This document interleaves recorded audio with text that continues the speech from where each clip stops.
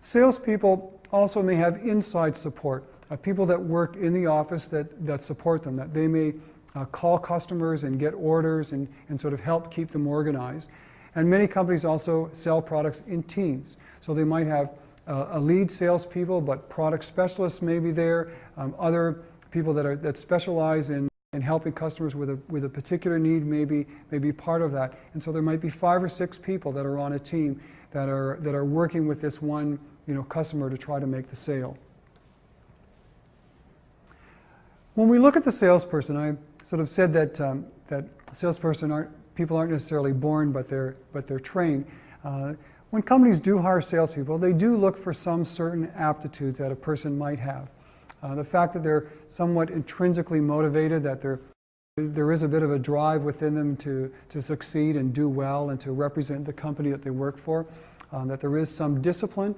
You tend to be not very supervised. You sort of are working on your own. It's like running perhaps a small company that you have, and so you need to be very disciplined and organized, and you may not be in the office every day. You might be out seeing clients, and so there's sort of a discipline to go and actually do the work and be responsible.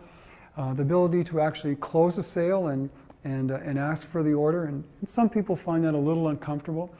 But the key thing is problem solver. To again look at things from a customer's perspective and be able to figure out how your product will be able to solve their problems, and to build relationships, to sort of have some sort of bond with that customer and that organization, so that they will constantly be coming back to you and asking you for solutions to their problems.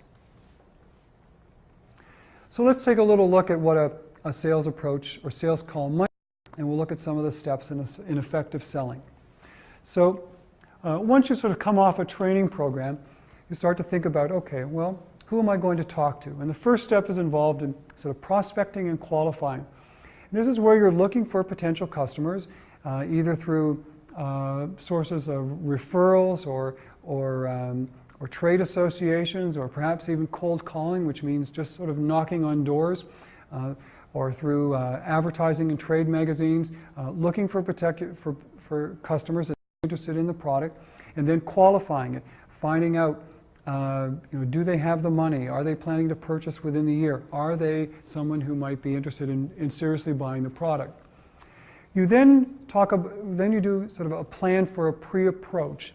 You learn as much about the customer as possible, their buying procedures, how many people are typically involved in a sale, and what role do they play? Is the decision made by the head of purchasing, or by the vice president of production, or is it a group board decision?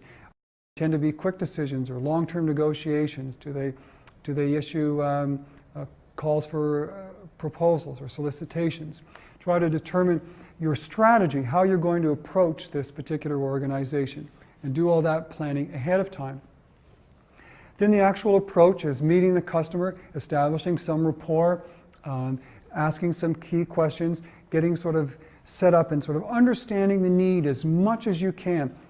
So that when you offer your solution, it fits the need, that you really do have a clear idea of what the customer wants. Then finally making the presentation, which is sort of the idea of telling the story.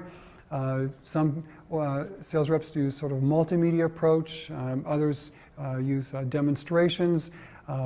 Some may involve actually taking the product out to the customer and having the customer see and use the particular product, but some way of presenting how your product will solve their needs. Then handling any objections that they might have. It's too expensive, we're not ready to buy now, your competitor's products seem to do this. Oh, we were looking for these features. All sorts of objections or reasons why the company may not want to buy. And so your job as a professional salesperson is to